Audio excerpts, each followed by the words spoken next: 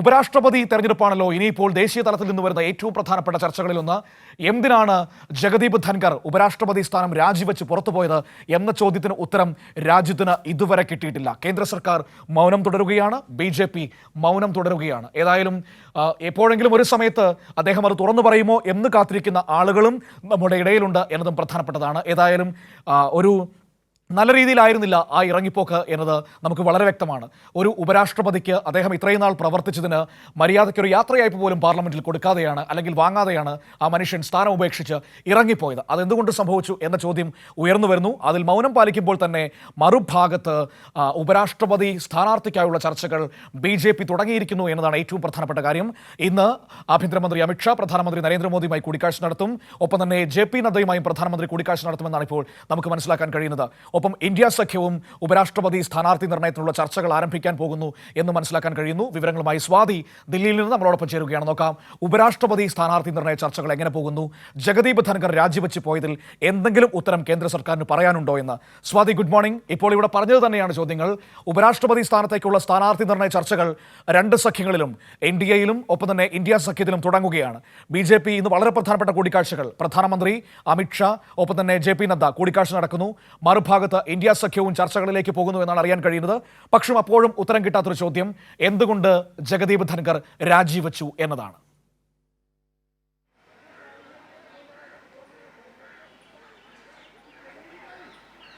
Good morning Manu. ഉപരാഷ്ട്രപതി ധൻകറിന്റെ രാജിക്ക് പിന്നാലെ, അതായത് അപ്രതീക്ഷിതമായി രാജിവെക്കുകയും അതിന് പിന്നാലെ ഉയർന്ന ചോദ്യങ്ങളിൽ ഇതുവരെയും കേന്ദ്ര സർക്കാർ മറുപടി നൽകിയിട്ടില്ല എന്നുള്ളതാണ് ഏറ്റവും ആശങ്കയായും വിമർശനമായും ഉയരുന്നത്. അതേസമയം തന്നെ ഉപരാഷ്ട്രപതി തെരഞ്ഞെടുപ്പുമായി ബന്ധപ്പെട്ട ചർച്ചകൾ ഇതിനോടകം തന്നെ NDAയിൽ പുരോഗമിക്കുന്നുണ്ട്. BJPക്കും അതോടൊപ്പം RSSനും വിധേയനായിട്ടുള്ള ആൾ തന്നെയായിരിക്കും ഉപരാഷ്ട്രപതി സ്ഥാനാർത്ഥിയായി BJP തീരുമാനിക്കുന്നത്, അല്ലെങ്കിൽ NDA തീരുമാനിക്കുന്നത്. അത്തരത്തിലൊരു സ്ഥാനാർത്ഥിയായിരിക്കും എന്നുള്ളതിൽ സംശയമില്ല. ഇതിനോടകം തന്നെ ഇത് സംബന്ധിച്ച പട്ടിക തയ്യാറായിട്ടുണ്ട് എന്ന് തന്നെയാണ് മനസ്സിലാക്കുന്നത്. അതേസമയം പ്രധാനമന്ത്രി വിദേശത്ത് പര്യടനത്തിലാണ്. പ്രധാനമന്ത്രി തിരിച്ചു വരുന്നതോടെയാണ് ഇത് സംബന്ധിച്ച കൂടിക്കാഴ്ച. JP നദ്ദയും അതോടൊപ്പം കേന്ദ്ര ആഭ്യന്തരമന്ത്രി അമിത്ഷയും പ്രധാനമന്ത്രിയുമായി കൂടിക്കാഴ്ച നടത്തുകയും ഒരു അന്തിമ പേരിലേക്ക് BJP എത്തുകയും ചെയ്യും, NDA എത്തുകയും ചെയ്യും എന്നുള്ളതാണ് മനസ്സിലാക്കാൻ വേണ്ടി സാധിക്കുന്നത്. അതേസമയം തന്നെ എല്ലാവരുടെയും താല്പര്യം അനുസരിച്ച് തന്നെ ഇന്ത്യ സഖ്യം ഈ ഉപരാഷ്ട്രപതി സ്ഥാനത്തേക്ക് മത്സരിക്കും എന്നുള്ളതാണ്. അതിലേക്ക് സ്ഥാനാർത്ഥിയെ നിർത്തിക്കൊണ്ട് എല്ലാവർക്കും താല്പര്യമുള്ള ഒരാളായിരിക്കും ഇന്ത്യ സഖ്യത്തിൻ്റെ ഉപരാഷ്ട്രപതി സ്ഥാനാർത്ഥി എന്നുള്ളതാണ് മനസ്സിലാക്കാൻ വേണ്ടി സാധിക്കുന്നത്. അതേസമയം തന്നെ ഈ ധൻകറിൻ്റെ രാജിക്ക് പിന്നാലെ ഉയരുന്ന സംശയങ്ങളിൽ ഇതുവരെയും ഇപ്പോഴും ദുരൂഹത തുടരുകയാണ്. വലിയ രാഷ്ട്രീയ സമ്മർദ്ദം അദ്ദേഹത്തിന് മേലുണ്ടായിരുന്നു. ഈ ജസ്റ്റിസുമാരുടെ ഇംപീച്ച്മെൻറ്റുമായി ബന്ധപ്പെട്ടൊക്കെയും എടുത്തിട്ടുള്ള നിലപാട് തന്നെയാണ് NDAയ്ക്ക് ഈ ഉപരാഷ്ട്രപതിയായിട്ടുള്ള ധൻകറിനെ സമ്മർദ്ദം ചെലുത്തേണ്ടി വരുന്നതും അദ്ദേഹം അപ്രതീക്ഷിതമായി രാത്രിയിൽ രാജിവെക്കുകയും ചെയ്യേണ്ടി വരുന്നത്. എന്തായാലും ധൻകറുമായി പ്രതിപക്ഷ പാർട്ടി നേതാക്കളൊക്കെയും ചർച്ചയ്ക്ക് ശ്രമിക്കുന്നുണ്ട്. പക്ഷേ ധൻകർ ഇതുവരെയും ഒരു സമയം അനുവദിച്ചു നൽകിയില്ല എന്നുള്ള സൂചനകൾ തന്നെയാണ് ലഭിക്കുന്നത്. എന്തായാലും BJPയും NDAയും ഇപ്പോൾ ഉപരാഷ്ട്രപതി ആരായിരിക്കും എന്നുള്ളതിൽ ഉള്ളിൽ തന്നെ ചർച്ചകൾ നടക്കുന്നുണ്ട്. അന്തിമ പട്ടികയൊക്കെയും പൂർത്തിയായിട്ടുണ്ട്. എങ്കിൽ പോലും ആരായിരിക്കും എന്നുള്ളത് ഇപ്പോഴും ഒരു സംശയമായി നിലനിൽക്കുന്നുണ്ട്.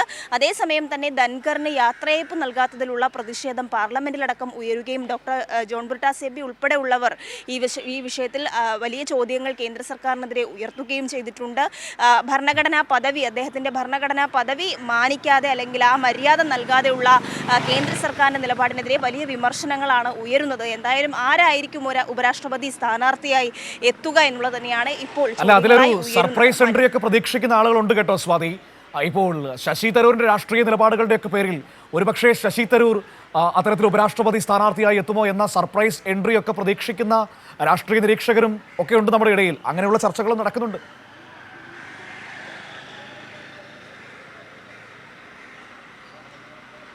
തീർച്ചയായും ഈ ഉപരാഷ്ട്രപതി അപ്രതീക്ഷിതമായി രാജി പ്രഖ്യാപിച്ച ആ ഘട്ടത്തിൽ തന്നെ ഉയർന്നു വന്നൊരു പേര് ശശി തരൂരിൻ്റെ തന്നെ ആയിരുന്നു. അതായത് പല രാഷ്ട്രീയ കോണിൽ നിന്നും അത്തരത്തിലുള്ള ചോദ്യങ്ങളും സംശയങ്ങളും ഒക്കെ ഉയർന്നു വന്നിരുന്നു. ശശി തരൂരാണോ അടുത്ത ഉപരാഷ്ട്രപതി എന്നുള്ള ചോദ്യങ്ങൾ വിവിധ രാഷ്ട്രീയ കോണുകളിൽ നിന്ന് പലരും പങ്കുവച്ച കാര്യമാണ്. അതോടൊപ്പം മറ്റ് ചില സാഹചര്യങ്ങൾ പരിശോധിക്കുകയാണെങ്കിൽ ബീഹാറിൽ നിയമസഭാ തെരഞ്ഞെടുപ്പ് നടക്കാനിരിക്കുകയാണ്.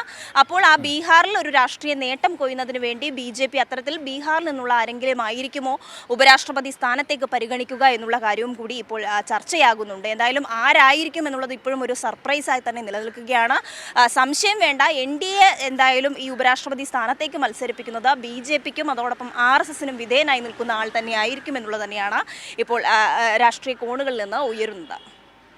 ശരി, ഏതായാലും നമുക്ക് കാത്തിരിക്കാം സ്വാതി. ഇത്രയും നമ്മൾ വാർത്തകളുമായി ഇങ്ങനെ മുന്നോട്ട് പോവുകയല്ലേ. വരും ദിവസങ്ങളിൽ തന്നെ വളരെ വേഗത്തിൽ തന്നെ ഉപരാഷ്ട്രപതി സ്ഥാനത്തേക്ക് ആര് സ്ഥാനാർത്ഥിയായി എത്തുമെന്ന് നമുക്ക് കാത്തിരിക്കാം. അവിടെ രണ്ട് സഖ്യങ്ങളും, ഇന്ത്യ സഖ്യവും ഒപ്പം തന്നെ NDAയും, സ്വാഭാവികമായും NDAക്ക് തന്നെയാണ് വിജയ സാധ്യത, അതിൽ സംശയമൊന്നുമില്ല. പക്ഷേ ഇന്ത്യ സഖ്യവും നല്ലൊരു മത്സരം കൊടുക്കാൻ ഉദ്ദേശിക്കുന്നുണ്ട് എന്ന് വേണം കരുതാൻ. അവിടെ ഇന്ത്യ സഖ്യത്തിനെ സംബന്ധിച്ച് മത്സരം കൊടുക്കുക എന്നത് മാത്രമല്ല, അവരുടെ ഐക്യം ലോക്സഭാ തെരഞ്ഞെടുപ്പിന് ശേഷം നഷ്ടപ്പെട്ടു പോയ അവരുടെ ഐക്യം നിലനിർത്താൻ പറ്റിയ ഒരു അവസരം കൂടിയാണ്. അത് ഇപ്പോഴും അവസാനിച്ചിട്ടില്ല എന്ന് കാണിക്കാൻ പറ്റിയ ഒരു അവസരം കൂടിയാണ് ഉപരാഷ്ട്രപതി തെരഞ്ഞെടുപ്പ് എന്ന രീതിയിൽ കൂടി വിലയിരുത്തപ്പെടുന്നുണ്ട്. തൃണമൂൽ കോൺഗ്രസ് ഇപ്പോഴേ പറഞ്ഞൊരു കാര്യമുണ്ട്, കോൺഗ്രസ് സ്വന്തം നിലയ്ക്ക് സ്ഥാനാർത്ഥിയെ പ്രഖ്യാപിച്ചു കഴിഞ്ഞാൽ ഞങ്ങൾ ഉണ്ടാകില്ല സഹകരിക്കാൻ എന്ന് വളരെ വ്യക്തമായി അവർ പറയുകയും ചെയ്തിട്ടുണ്ട്. നോക്കാം എങ്ങനെയാണ് ഇന്ത്യ സഖ്യത്തിൻ്റെയൊക്കെ ചർച്ചകൾ മുന്നോട്ട് പോകുന്നത് എന്ന് കാത്തിരിക്കാം. ഏതായാലും രാഷ്ട്രീയ വൃത്തങ്ങളിൽ ഒരുപാട് പേരുകൾ, ഒരുപാട് ചോദ്യങ്ങൾ സജീവമായി കറങ്ങിക്കൊണ്ട് നിൽക്കുകയാണ്. നമുക്ക് അതിലേക്കൊക്കെ വരും ദിവസങ്ങളിൽ പോകാൻ കഴിയുമെന്ന് പ്രതീക്ഷിക്കുന്നു.